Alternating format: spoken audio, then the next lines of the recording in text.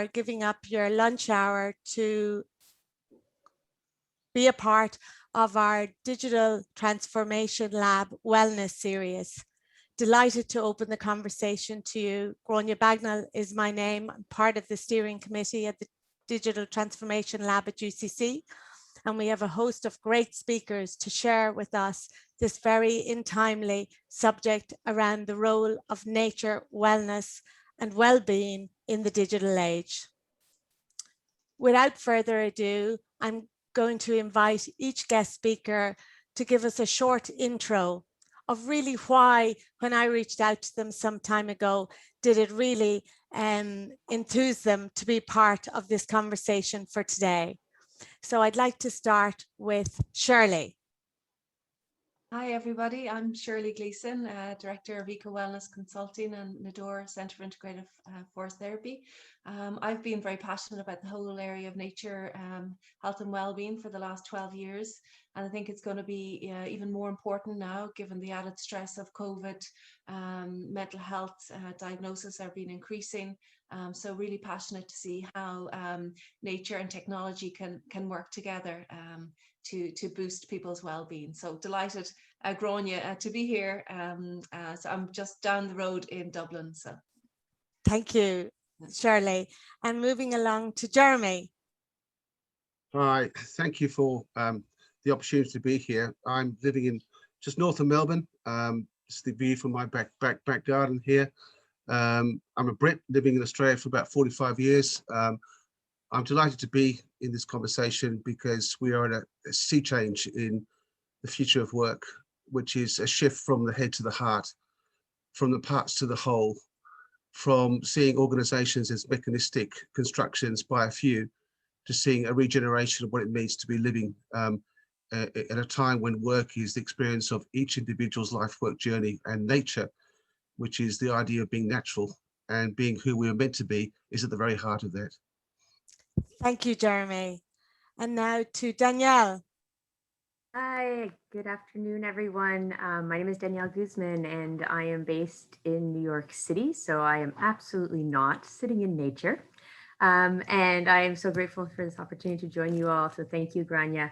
When I think about why this really excited me is, as previously mentioned, COVID has forced so many of us indoors. And even before that, we've already been kind of confronted with the trends of urbanization and computerization, and it's really profoundly altered kind of humanity's relationship with the outdoors.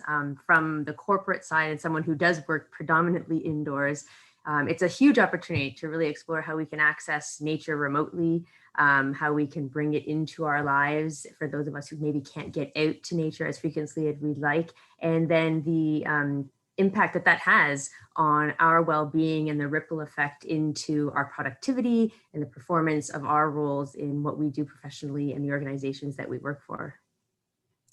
Thank you, Danielle. Lots to, and already we can feel the conversation ready to explode in areas that people perhaps are taking notes and have burning questions on their side.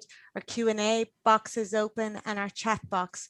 So please, we want this to be an interactive conversation, unscripted, as we suggested in the invitation. So our audience, please don't be shy as we get going in our conversation. Over to Annalisa. Sitting in nature, as always. I'm sitting, I wish it was my back garden, but it's not. But it's not far, but it's not my back garden. So I'm Annalisa, I'm a cognitive scientist based in University College Cork in Ireland, originally Italian, as you can hear from my accent. And I think the first I met Grainne, and I thought, she was fun and interesting. So that was the first reason that I accepted. And I took part in a forest bathing experience, which I enjoyed very much. And yeah, so I'm just delighted to have the opportunity to step out of academia and chat with people with very different backgrounds and experiences. And I think shared interest in in bringing nature to everybody, in capitalizing on the benefits of nature, and on the other end on, you know, understanding how we can be part of nature and not exploiting nature. So yeah. Absolutely, Annalisa. Thank you. Thank you for that warm introduction, and all the way from the site and representing UCC in Cork. And last but not least, Sangeeta from London, I believe you're based today. You could be anywhere in the world, I know. I could. It sounds very much like the Eurovision, so I hope I don't come with nil points. So I'm really delighted to be part of this conversation, and I've just written a book called Corporates Responsibilities, Not Public Relations. And this is a very timely topic. It couldn't be better right now. We are still treading this global pandemic, which has given us time to pause, to reflect and reconnect with nature and ourselves. And it's also put wellness and well-being not just at the top of the political, social and health agenda, but also on top of the business agenda. And well-being and wellness of the workforce is paramount and really key to a company's corporate social responsibility values. And we're seeing a lot of that coming through. And that's why I think this conversation is so important, because we don't need words anymore, we need action. Fabulous, Sangeeta, absolutely.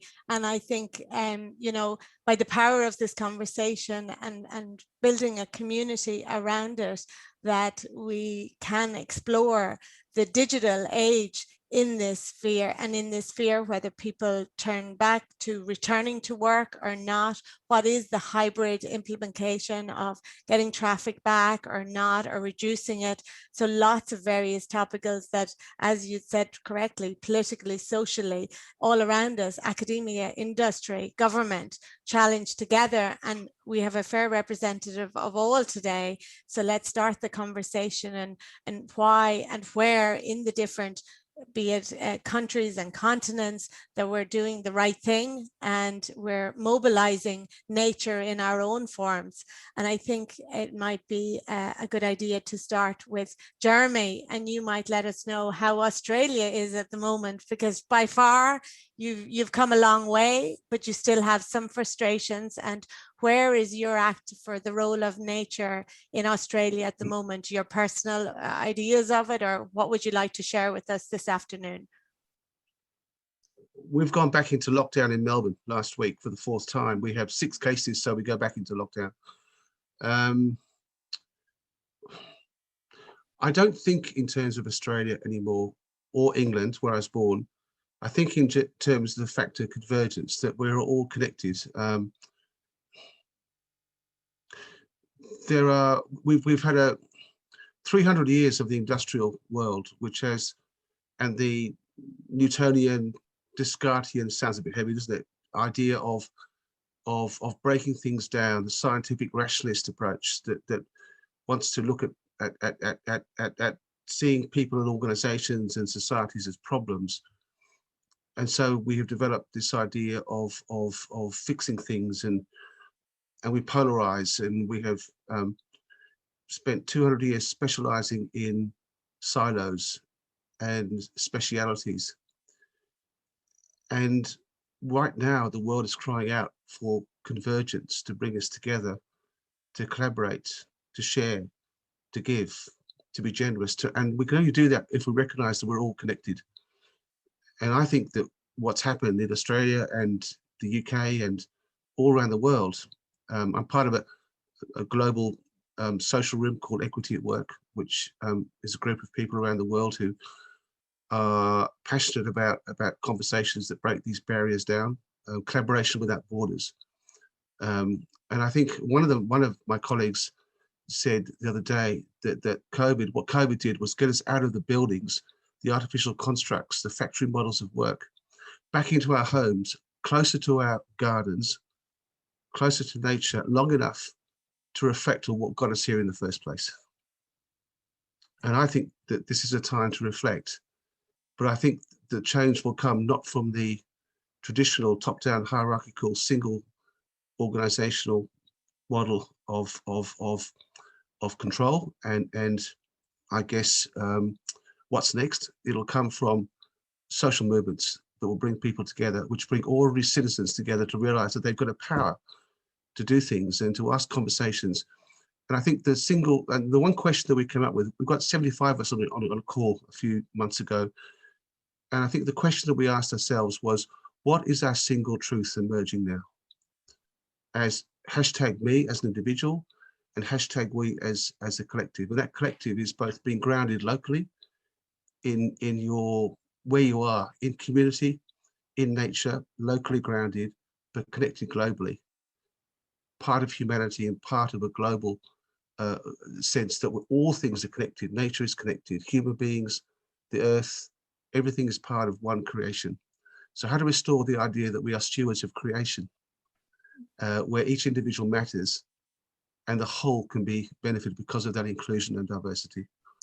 And Jeremy, can you give us an example of what is there anything that stood out to you in the last 18 months that, you know, was a mind stopper for you to think an organization has turned to this or that? Well, or you would have heard of the bushfires in Australia. Absolutely. You know, 18 months ago, we have this every 10 years. I'm not sure we learned much from them, but we have these bushfires. In America, they're called wildfires. California's had lots of wildfires, yeah. But we had some really horrific bushfires here in Australia 18 months ago. You may recall the scene of a town called Malakuta, which is a seaside town in Victoria, of 1,000 people huddled on the foreshore as the fires came through, and the Australian Navy evacuated them. And so the traditional approach to looking at this was to see this as a problem and to see this as about recovery and resilience. So the government puts in all this money into recovery and resilience. So it sees Malakuta as a problem. In the last 2 months, I've had the privilege of working with the town of Malakuta, with the adults and the kids, driving 1,300 kilometers there and through 200 kilometers of burnt out trees to host a conversation around moving from recovery and resilience into reimagination and rebirth. So the language is shifting from problems and head to rebirthing from who we are. And so these young kids now, had 60 young kids in the room 2 weeks ago, from 10 years old to 20 years old, reimagining what it meant, not just to survive, but how they could be the future ambassadors in Australia to host conversations around regeneration and rebirth, and how to be grounded locally within their own environment. And they've now come up with ideas of permaculture and ecotourism and stuff like that, but then how they can connect globally in order to be quite honest, to turn around the mess that my generation did nothing to do, nothing to change that. So that's been the most exciting thing for me, recognizing that if you change the conversation, the language, and you look to bring people together and to form this convergence, because it comes back to the technology. Technology is converging. The AI, the digital, all that stuff is converging. The individual is at the center, but we need to see our organizations and our communities and our societies shift into convergence now, which means the old boundaries need to be broken open. It won't come from government, it won't come from organizations per se, it'll come from ordinary citizens like us who are in conversations like this today, who will form new collaborations such that they can't be stopped. So thank you, Jeremy. What a wide band, and brings me very much in mind of a recent course I've attended and just completed at UCC, Innovation Through Design Thinking. And I think facing the problem front on, but looking for solutions and engaging the youth and the community together in solving those problems, and embracing digital medium in your traveling and gathering those people in a room, but gathering them online as well to form the connected and stay connected, because you know, it's starting these great solutions, but indeed carrying them on and seeing the solution evolve as we're changing our times and changing our nature within our communities. And so in one sentence, I would say, then I'll shut up. In one sentence, it would be, don't use the technology. So technology now is all about at scale. It's also about how can we become more intimate. Absolutely. And also how can we connect at scale. Don't use the technology to fix things. Use it to rebirth at scale. Thank you, Jeremy. That's your quote of the day. And who would like to follow that? I'm going to hand over to Annalisa. You're smiling boldly and you're thinking Jeremy had a lot to say there. What, you know, either comment on Jeremy or just give us your own story. Being a lecturer, all your students have moved hybrid for you, online, you know, talking about nature, talking about your area of expertise. How has the last couple of months impacted you? Your students, you're lecturing digitally, nature, can you engage them? Can they engage for a longer period? Or, yeah, be really keen to hear your thoughts on it. Yeah, sure. Well, first of all, I do want to thank Jeremy, because I think he brought up this idea of rebirth and regeneration and future ambassadors, which I really like, and I think is very important for children. And, you know, I'm a mom, so I try to do that, but for every generation. And part of my work is to try to do cross-generational work and say everybody can benefit from nature, everybody has their part to play, you know, when they're in their job or if they're retired. And I think everybody can be an ambassador, and this idea of being an ambassador and talking about these things is very important, because it creates a culture around these things, and then you know, a movement that can't be stopped, as Jeremy said, and then, you know, the states have to move accordingly, which is very important. As to my personal experience, I think definitely it is much more at the forefront of the thinking, everybody's thinking, staff, students, because we are missing that the individual sort of social interaction. We are missing that UCC is a green, very green campus. So, and there is a lot of initiatives around being a green campus from the sustainability, but also from the well-being perspective in UCC. So I think we try to not miss that too much, and try to keep connected with that ethos from home. And it is more difficult for some and less for others, because of even, for example, availability of nature in your neighborhood, you know, when we were in lockdown. But I think people have become creative in trying to understand themselves in relation to nature. And I can give you one example. So within one of my modules, I asked students to do one exercise, and I asked them to fill in a little test of their mood and their creativity. And then I asked them to either go out in real nature or look at a PowerPoint or watch a short video of nature, and then to compare themselves, you know, their well-being and their creativity after. Of course, is, you know, self-test with all the limitations, not a real scientific study, it's just, you know, for raising a bit of awareness. And I think people took the exercise very seriously and really tried to understand what works for me. You know, is the PowerPoint enough? Or, you know, do I need to take my own pictures of nature? Or do I really, really need to go out in nature, because the PowerPoint only annoys me because it's not the real thing? Or can I watch a video? Do I need to take my own video? Is it the beach? Is it because when I was a child, I used to go to the beach?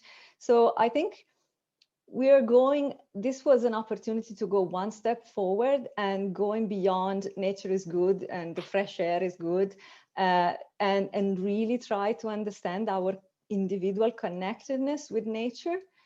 And then how, I suppose my interest is also how to leverage on that for sustainability more broadly, and which in turn benefit our cognition, our well-being, our global health.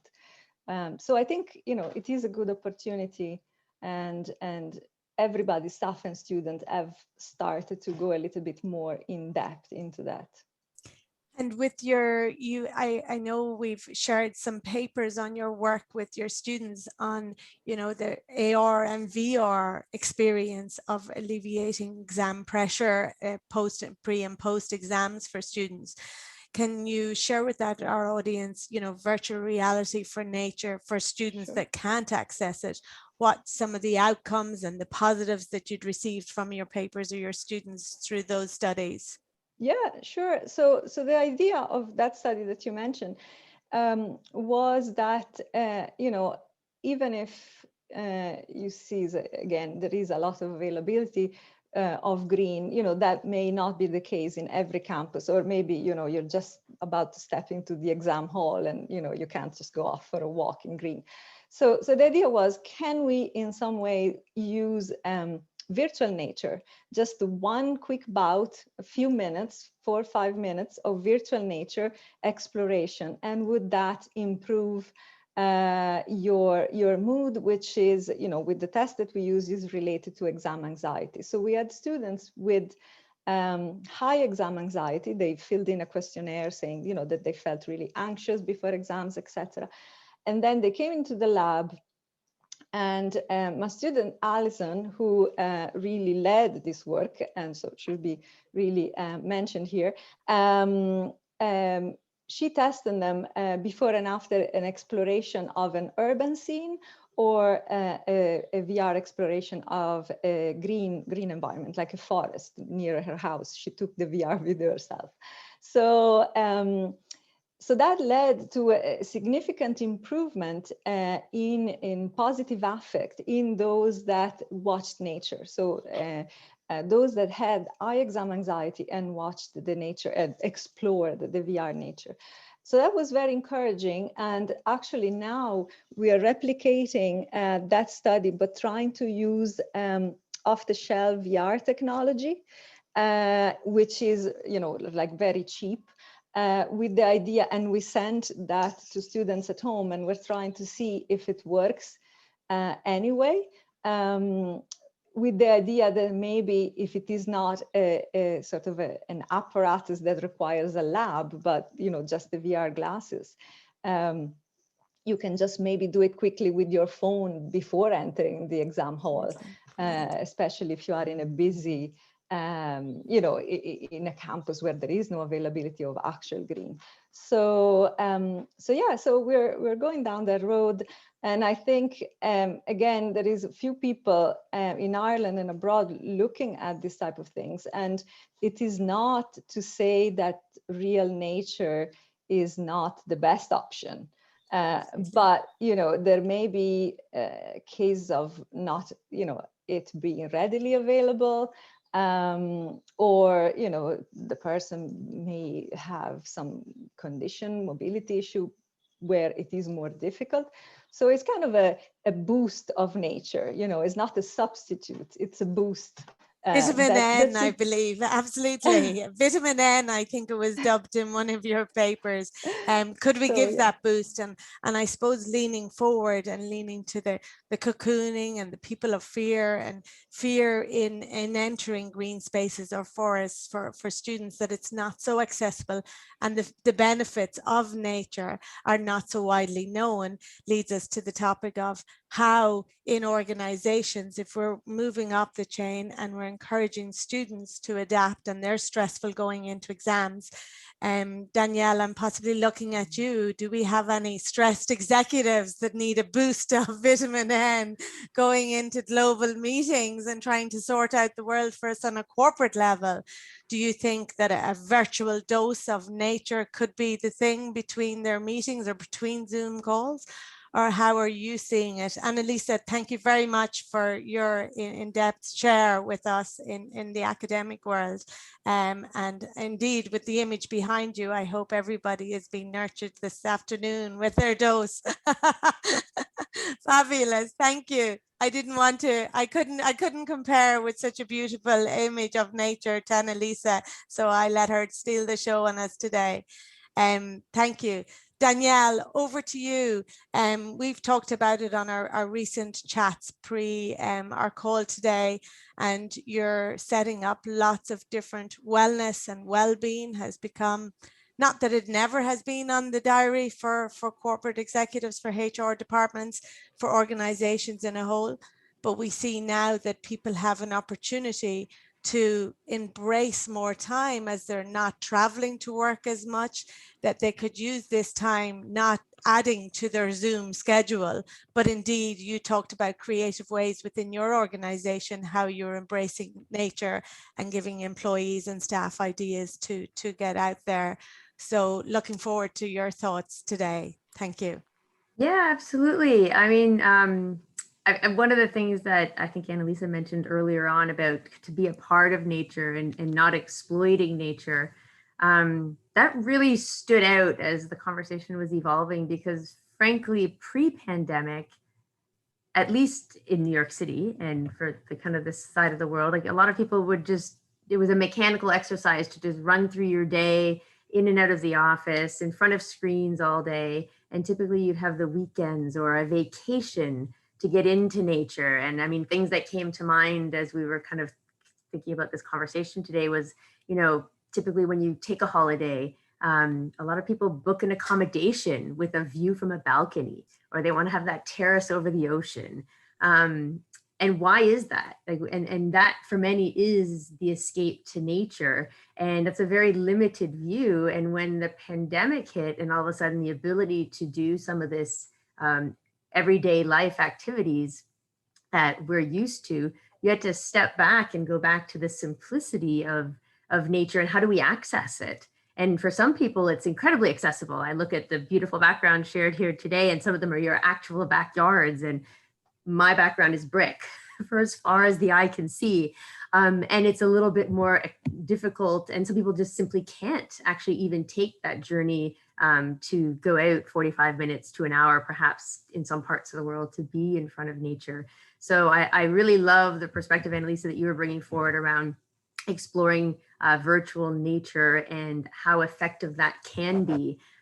Because that's something that would be valuable in between those meetings, to be able to have a quick dose. I mean, I almost look at it as like a prescription dose, so to speak, to help, you know, reduce blood pressure or to increase the feelings of mindfulness in the midst of a workday, or perhaps, you know, help someone with their quality of sleep or raise their energy levels. So there's so many positive applications that I can think of.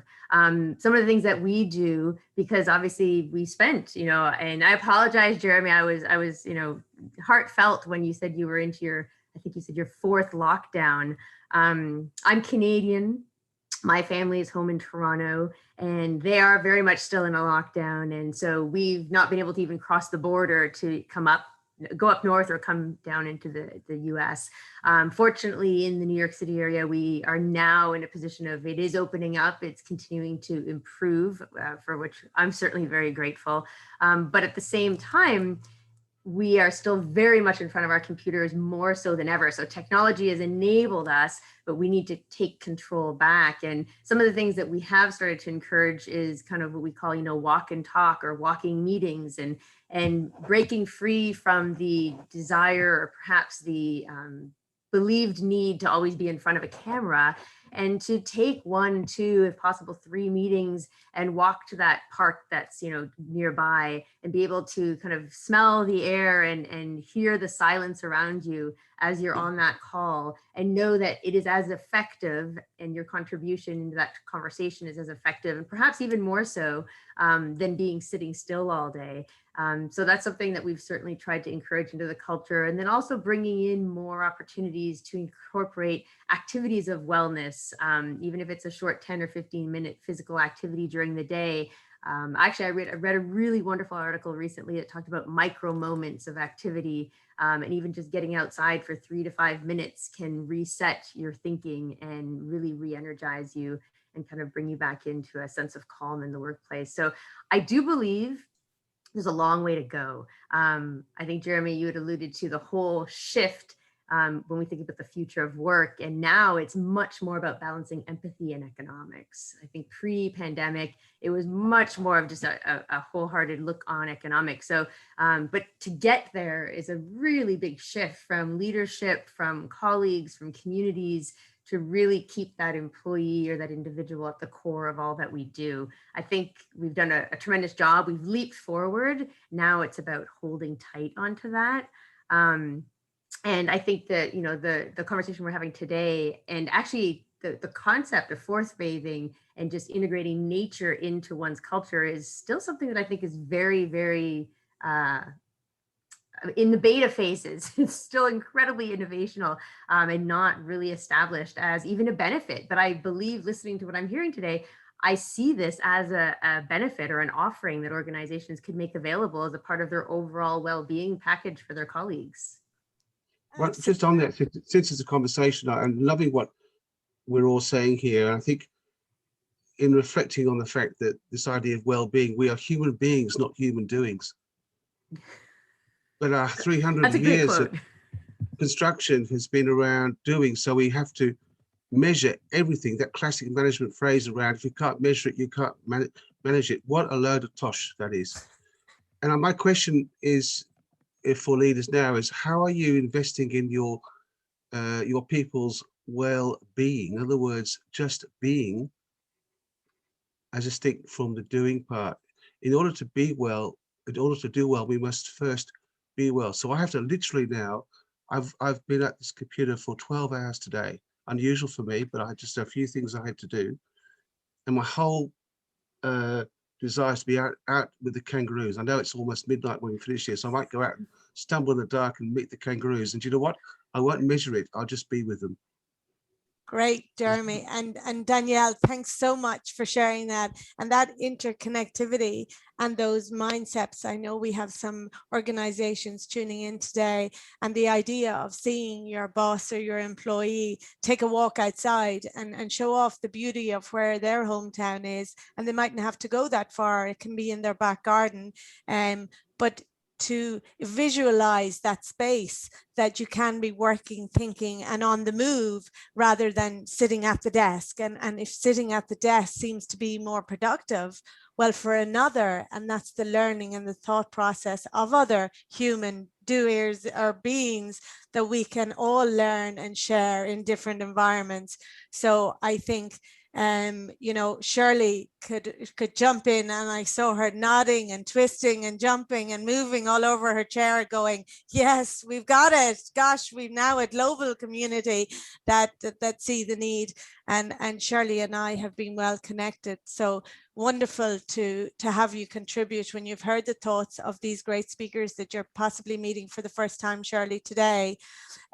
Your organization has pivoted unbelievably so, because you're all about nature and outdoors.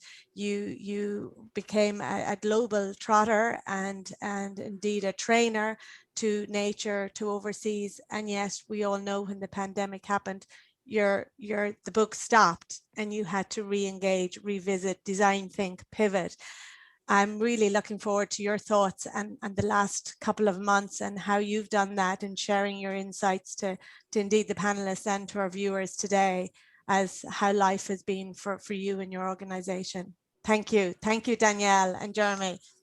So thanks, Grainne. So just to follow on, I think, from what Jeremy said, you know, we are human nature. You know, we can't separate ourselves from nature. And I think that's the absolute power of simplicity with this work, is that, you know, we have to understand that once we start separating ourselves, you know, the natural environment is out there, you know, we as society are here, that's when the problems start.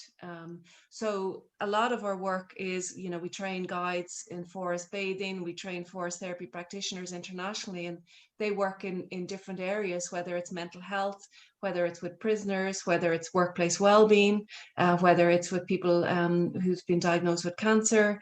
And I mean, nature is extremely powerful. You know, the transformative experiences that people have from even just stepping outside and paying attention to what they might have missed in their everyday life. And I think that's the absolute power of it, you know. And I think the other thing is that people come back to themselves. They meet themselves, you know, in the forest. They meet their true nature, you know, when everything else is put aside, when deadlines are put aside, when goals are put aside, when objectives are put aside. People, when they spend, you know, quality time in silence, contemplating, reflecting, that they have quite powerful experiences in terms of their own life purpose, their own vision. So I think, you know, this work is very powerful. In terms of the digital, when we couldn't do our trainings, you know, traveling, we did a lot of nature-based workplace well-being sessions online.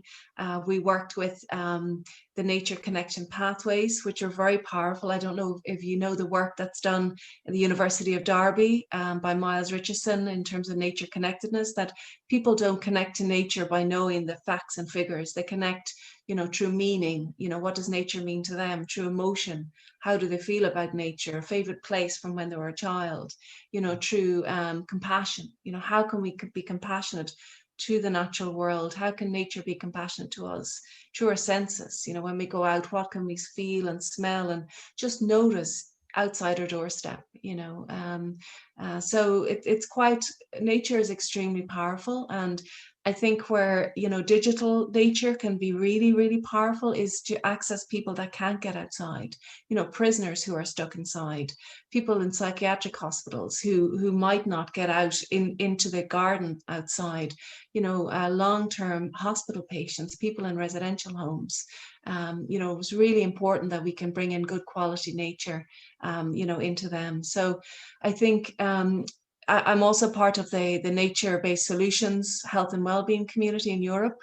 And there's huge potential in terms of this work, absolute massive potential in terms of developing green jobs for nature-based well-being to benefit not only the people, but also the environment. And I think that's the strongest message that I have, is that, you know, we have to work with strong environmental ethics.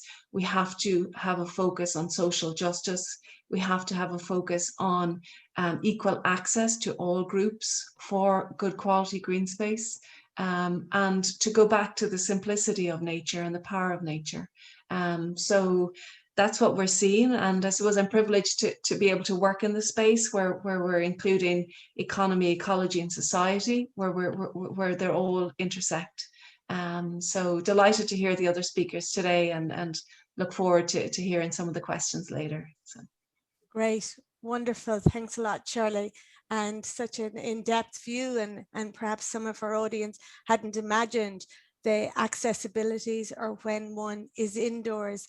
And I think for myself, when I go out, and sometimes we take for granted that the five senses are open to us all, yet some of those five senses may not be natural. We talk a lot about inclusivity nowadays, and how do we share what is common to those that might have and have not, and even for those that have no access to green spaces or urban proximity to some of our parks being closed, so some of our parks being overrun, and we're, you know, we try to follow the leave no trace policy, and yet bringing all those issues that Shirley had mentioned, ecology, environmental, our SDG goals, you know, have all an impact. And can we, as organizations, as communities, as just people, come together and we all do our little bit, but then join a group and see what we can do collectively moving forward. So really interesting thoughts, and I hope our audience are firing up some questions that our panelists are eager to help answer. And indeed, if we can't answer, I'm sure we've got researchers in the background that we'll get back to you in those answers. But before we might open up to the Q&A, I'd absolutely, you can never say you keep the best wine to last, but Sangeeta opened with a powerful book that she has just published and has been an amazing success of where, you know, corporate social responsibility is not PR, right? So how do organizations, how do, you know, institutions, how do we all benefit from nature and not over exaggerate it? How do we protect it and yet not see it being worn down? And I think no better person to speak of that today and share her insights in that world is Sangeeta. And indeed, in our talks coming up to today's event, we have been sharing some really interesting insights into what she's learned in her journey researching her book, and looking forward to her sharing some of those insights today. Shirley, thank you for your input, and now we'll hear from Sangeeta. Thank you, Grainne. There was something that Danielle said that got me thinking, and in my book, chapter 3 of the book, I have a whole chapter of India and sustainability and corporate social responsibility there. And one of the things that Danielle mentioned is that we're making advancements in mindfulness, in retreating into nature.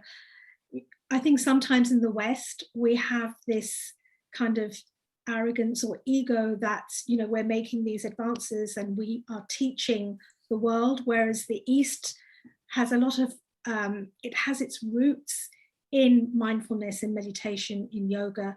And I think we've lost our way and the world now through the digital age is smaller for us to be able to learn from others, rather than probably thinking we are coming up with some of these new solutions. They are there, we just have forgotten our way. And yes, Grainne, you know, when I was writing this book, Jeremy talked about the bushfires. That's how we started 2020, with the bushfires. And then we fell into this global pandemic, and data after data is showing us, even, you know, at the beginning of this year, data is still coming out showing us that corporate social responsibility, CSR, is redefining business, where it's being incorporated within the business strategy. And CSR values and purpose of a business means, how is the business operating within that community?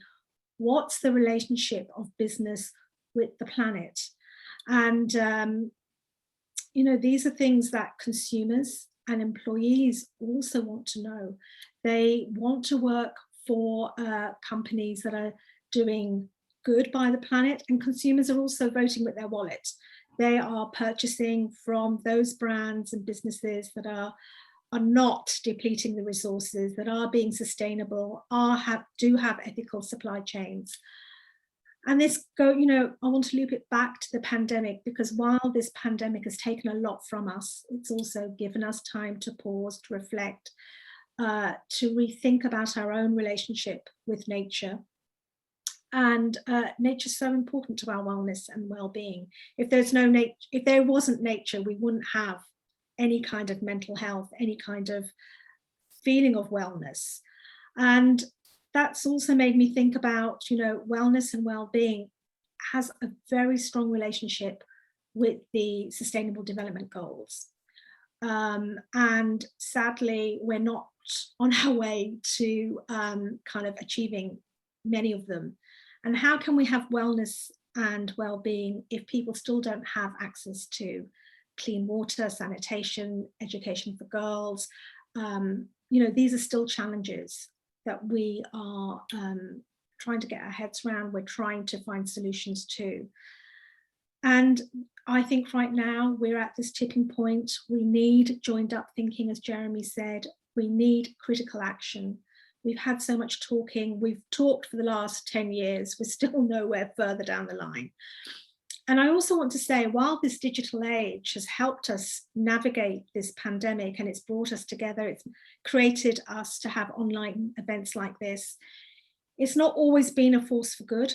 It's not always looked after our well-being or our wellness. And I believe business owners of social media platforms still have a lot to do with bullying online, trolling, racial abuse. We also now have the rise of social media influencers who are selling us stuff that we can't afford, or, you know, it's not good for our wellness, or it's just, again, depleting the resources of the planet. And we need to see action and responsibility, because we cannot keep on talking, we cannot keep on taking, because we're at this tipping point. And there's this one point I just wanted to leave with everyone. And the US Department of Agriculture did a report in 2015 where they stated that if bees disappeared from the planet, then within 5 years, everything would die. If we as a species disappeared from this planet, everything would thrive.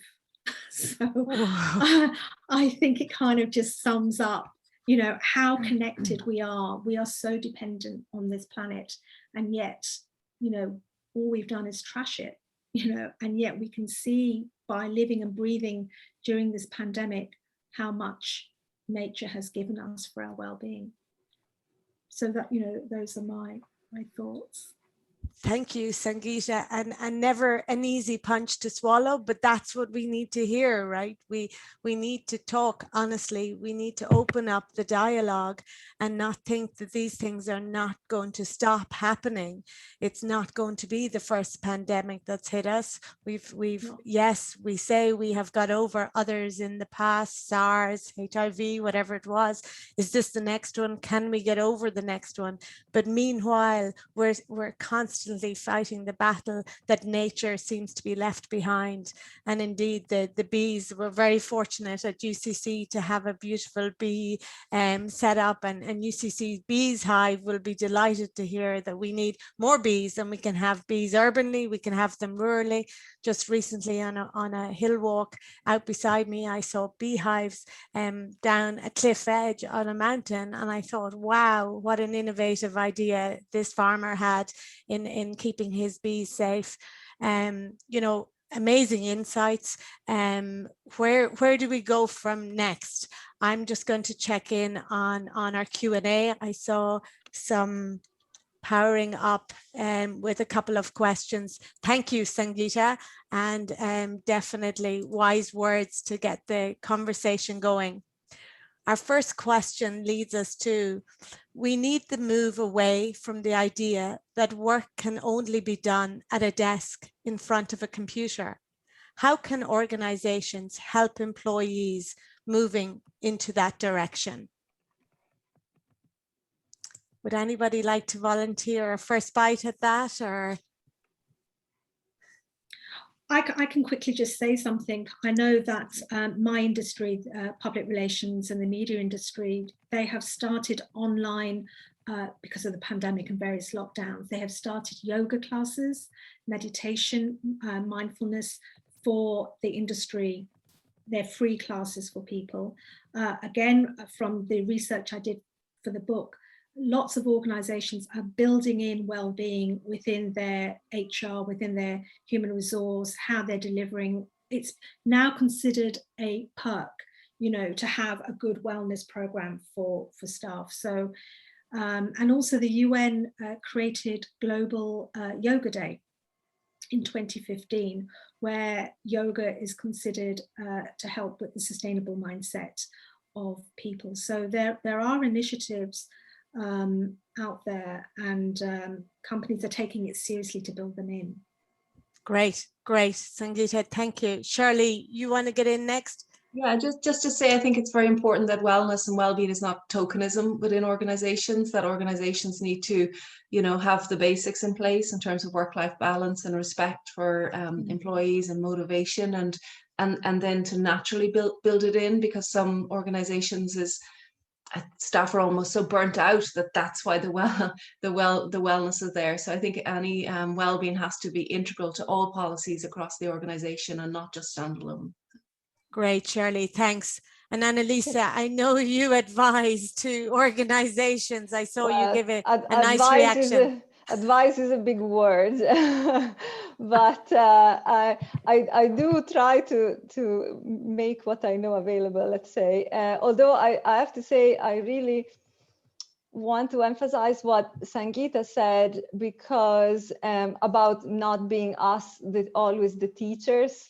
Because I think, you know, I personally don't know much about other cultures that live more in contact with nature, or you know, all of this world. And I think for a while I thought it was something that in some ways was, for me, interesting for me culturally as a human, but not necessarily so relevant to my work because the context in which I operate is so different. But now I really start to see it in a different way, and I think there is a lot of learning. But yeah, just on that note, for example, I think UCC is a big, you know, employer, even if it's not a company. And for example, we are moving towards trying to embed the Sustainable Development Goals into our teaching more explicitly. And I really like that. I think there is a risk, and I think Sangeeta and also Shirley and Danielle emphasized that there is a risk of doing that coming from, if it comes from the top and you have to embed it into your work, there is a risk of not really making it part of your life, of your ethos, and you know, not really seeing your connectedness with that. But so I think you know, there is a risk in saying you have to do that. But at the same time, for me, for example, as a lecturer, I find that is a very interesting challenge to, you know, to say how, you know, I embed the SDGs into teaching cognition. And I think that's really, you know, interesting. And as you know, how UCC has taken that stance as an employer.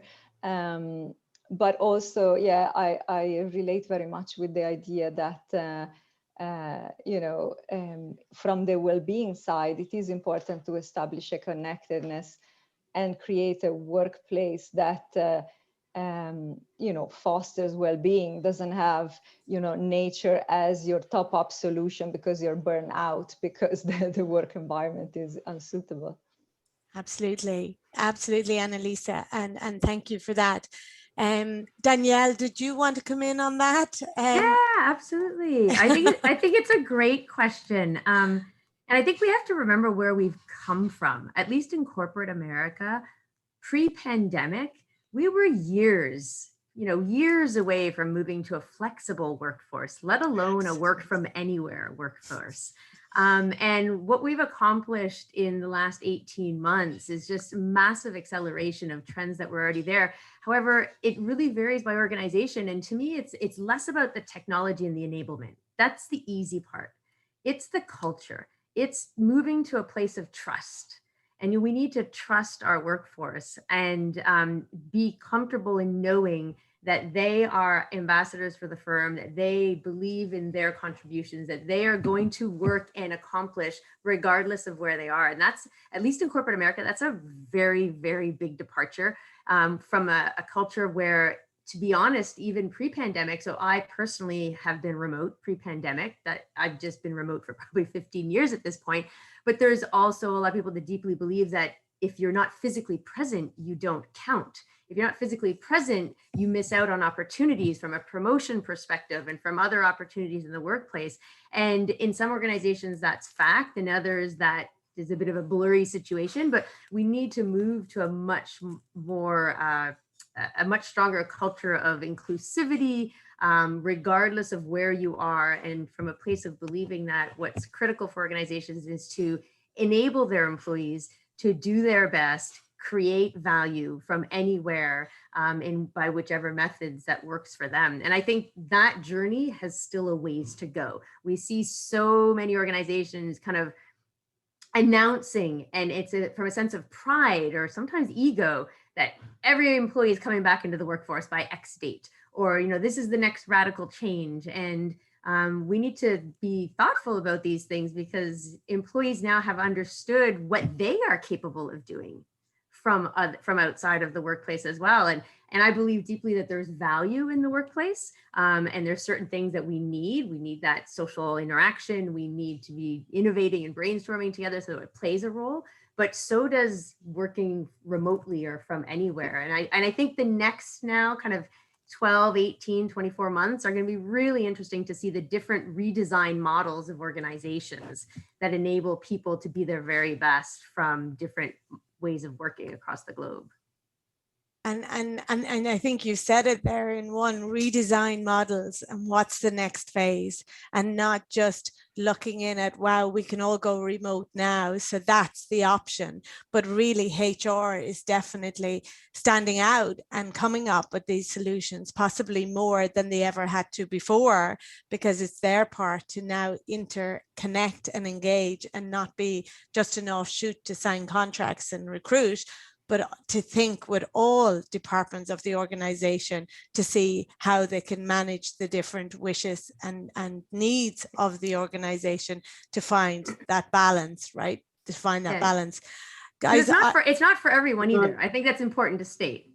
Absolutely. It's absolutely. not for everyone. It's not for every role, but we can no longer treat everything vanilla. So the variety and then the stepping up to that leadership challenge, have leaders being trained? Are they in the practice of implementing those hybrid roles? And do they automatically just switch over? Well, wow, I can manage a team hybrid and they're all over the world. Yes, some have and have done, like yourself, for many years, but then others haven't at all. So stepping up that line of and maybe that's the digital connection and the digital transformation that we talk of at the DT-Lab. Guys, I would love to... Can I just add one comment? Yeah. It's very quick. I know time's fast disappearing. I think that's a very interesting question, the very first question about... So I've got a thought on this, and that is, I think we're reaching a time now where we need to ask the question, what is work? What is work? Okay. I think we need to go back to this broader idea of work is something outside the workplace, outside the organization. So I'm going to throw a definition in here to throw in. Work is anything. So given our nurturing and nature conversation, work is anything that enables you and others to grow and flourish. Love that. And I think if we start, that means it starts with the individual, not with the organization. And it starts with the idea of how can we help you to tell your life work story that only you were meant to tell? And how can you connect your story with the stories of others to make a collaboration to serve humanity? You know, and I think we need to rediscover what work is. Work before the industrial models of work was a much broader idea. It was life and work all converged, all mixed up. Someone who's retired from a job can still work. Absolutely. Absolutely. Yeah. And that's when we talk about ageism or inclusivity or where do we start the game? We talked about youth at the earlier on. But before we go, I'd like to rest. We've another question and a burning one, because we hit on it through the questions, the dose of nature, be it live or virtual. I think we can all accept that live is ideal. When not being able to get it live, can we get a dose of it? From Dermot, he asks, are enough medical doctors embracing the concept of the green prescription? And if anybody has a quick comment on that, I'm going to ask the rest of the panelists to wrap up in 3 words, their message, their endorsement to today's program and what it could be that they'll leave our audience with. And Shirley, did I see a rise in your hand to answer Dermot's question? Yeah, I think Dermot, no, that not enough doctors are, but the evidence base is strong. And I think more doctors, I was on a call there yesterday with someone from the World Health Organization, and they're really taking this seriously now. So I think in the next number of years, doctors will take it seriously and prescribe more outdoor time in nature. So. Great. Thanks, Shirley. And we look forward. And I know Shirley, Sangeeta, Jeremy, Annalisa, and Danielle are all on LinkedIn, are all on Twitter. Guys, please connect and share. We've already had some shared chats. Just wanted to say, a copywriter, we have a note. I just wanted to say, as a copywriter working in the biophilic design and placemaking, as also as a nature-based mediation teacher, this discussion had many has been amazing and confirms for me that we are really on an exciting journey. So thank you, Sophie, for that comment. More comments coming in. You know, the live line, the hour, I feel like we could continue this really exciting chat. And I'm seeing the nods of the heads of the panelists coming from different time zones. It's nighttime, it's morning time, it's raining time. You know, whatever time, we encourage everybody to get out. But before I leave you, I'm just going to wrap up with the panelists. Then I have a few short thanks and inviting everybody to just stay with us as we hear the final comments from our panelists. Shirley, as you're on screen, do you have a quick summary for all?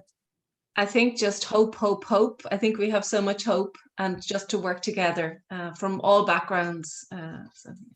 Fantastic. And today being a great start to that. Thank you, Shirley. Sangeeta? Yeah, I think companies can't be greenwashing or paying lip service to wellness and well-being in the workplace. And I think, yes, we can learn from everyone, you know, and go back to our roots and where we really all started from. Fabulous. Thank you. Jeremy? I think the potential for technology is to bring us together so we can converge, so that we can co-care for creation.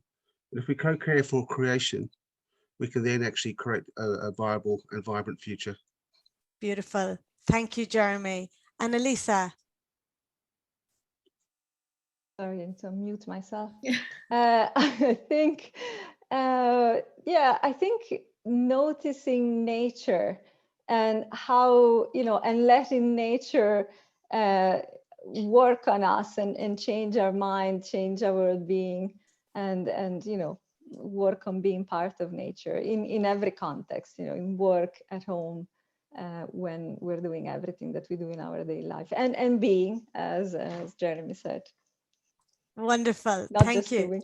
Not just doing, just being, absolutely. We've learned a lot today. And Danielle, all the way from New York? Yeah, You're excited about your visit to Ireland. I know that. So we're going to give you a nature dose for sure when you get over here. I look forward to that, Grainne. I will absolutely be reaching out to you. I would just say that we need to remember as we go forward that people are the lifeblood of the organization. And just like the comment was made that bees are critical to our ability to be living on this planet, you know, people are the bees of an organization. So if we don't enable them, nurture them to live and be really, you know, well taken care of, then organizations also won't cease to continue. Beautiful. People are the bees of an organization. What a beautiful closing note. And I've everybody nodding to that. We've kangaroos jumping, we've bees hopping, you know, it's a wealth. And Annalisa is going to go for a dip in the pond behind her. It's all good. It's all good. Thank you so much from the bottom of my heart and my own nature inspired journey. Thanking you all sincerely for contributing today. The DT-Lab at UCC, inspired by Dr. Puddy O'Reilly, our fellow committee members, Antonio Santos, Tony Maroney, and all of our partners, the UCC Cork University Business School, UCC Financial Services Innovations, Careers, and I know many other organizations, universities have joined us today, corporate leaders, students, panelists and guests. Thank you for the input, the shared chats, lots to do, but just as a closing note, it's time for me to reflect. And in nature, we had a most beautiful gentleman by the name of Hayden Shaughnessy, who was a contributor to the DT-Lab and a very, very inspiration to us all, has passed suddenly at the weekend. And I know it wouldn't do us any justice not to have him in our memory and thoughts today, because he was a wonderful nature enthusiast and did some phenomenal photography, even though he was impaired visual himself. So just taking a moment as we log off on today's call, we remember those who have passed along before us. We engage and ignite ourselves for today and moving forward, that we all embrace nature, be it live or virtual. On behalf of all at the DT-Lab at UCC, I thank you and leave you with yours in nature. Good day. Thank you. Thank you. Thanks, everybody. Thank you. Thank you. Thank you. Thank you so much.